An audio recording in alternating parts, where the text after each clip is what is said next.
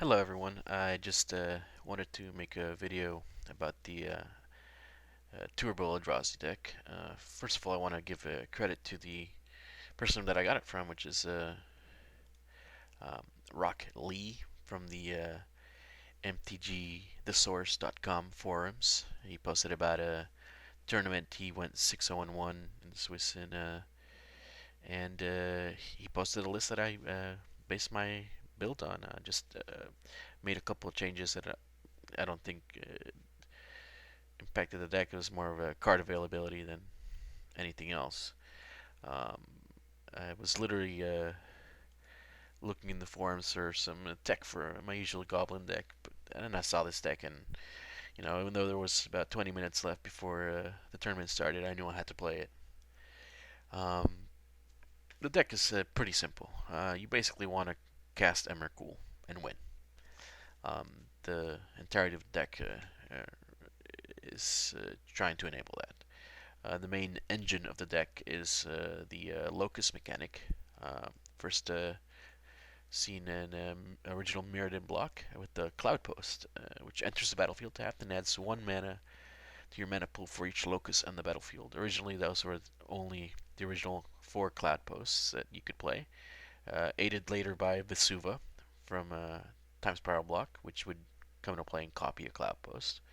So basically, you could play with 8 Cloud Posts in your deck. But the Wizards gladly provided us with the new toy Glimmer Post, which, even though it doesn't add extra mana by itself, it does increase locus count, making it something like 8 plus 4 halves Cloud Post. So uh, guess that would make it 10 post. So basically, you want to get a combination of the Cloud Post in play to get to 15 mana to cast Emrakul.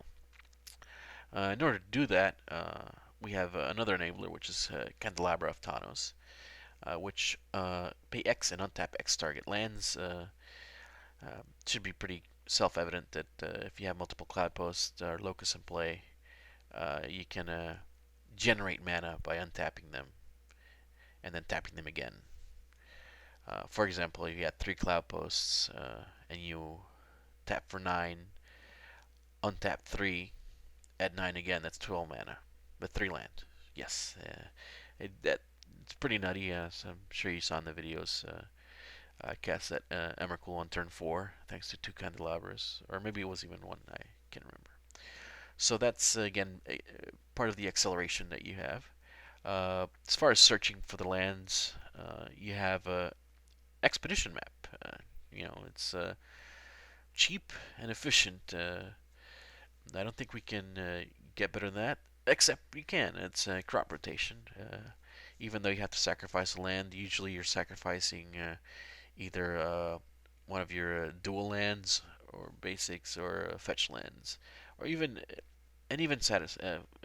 sacrificing a glimmer post to go get a cloud post is mana acceleration in a way. Crop rotation is also pretty good because of the prevalence of wasteland in the format. In response to them wastelanding your cloud post, you can sack it and crop rotate it. And then our other accelerant is Primeval Titan, which is actually surprisingly easy to cast with Candelabra Cloud Post shenanigans. I've cast it with 1 Tropical Island in play before. Um, I didn't really get to use him much in the tournament.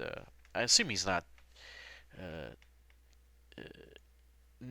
I think he might not be necessary in the deck, but I still have to play more with it in order to know. So then we have Ponder and Thirst for Knowledge as your card draw. Uh, sure, there's arguments to be made with Ponder, Preordain, and Brainstorm. I just copied the list that I had. Ponder was good. It lets you possibly see 4 cards, which is deeper than Preordain or Brainstorm can do.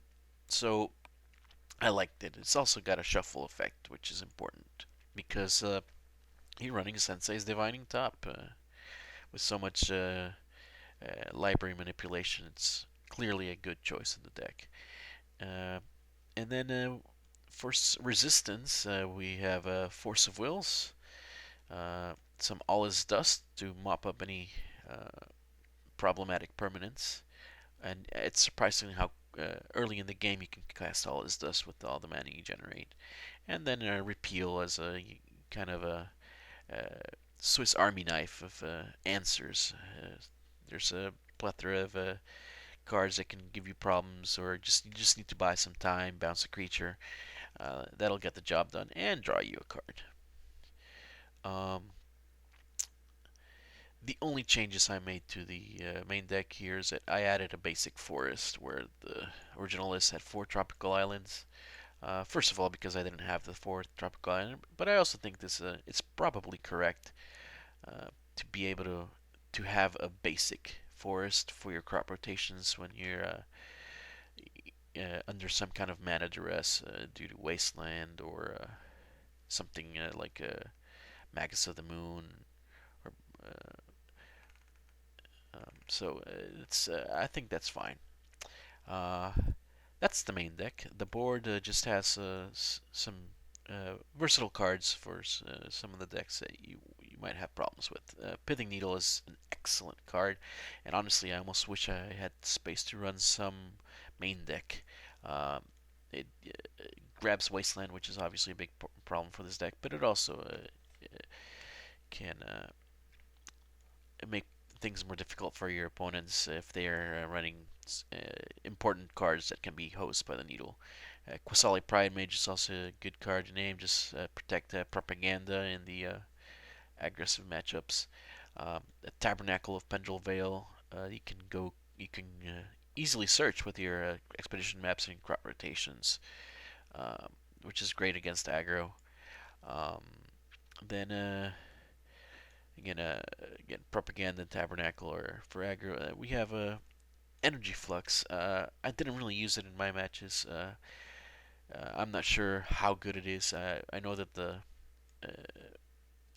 artifact decks have become a little more popular lately, so I wouldn't take them out yet. Mindbreak Trap is obviously a great card against combo decks, and I think it's necessary because I think many combo decks in the format are way faster than you are. You just have to be able to get there with between Force of Will and Mindbreak Traps to try to slow them down, so you can cast Emrakul. Um, I, that's really the deck.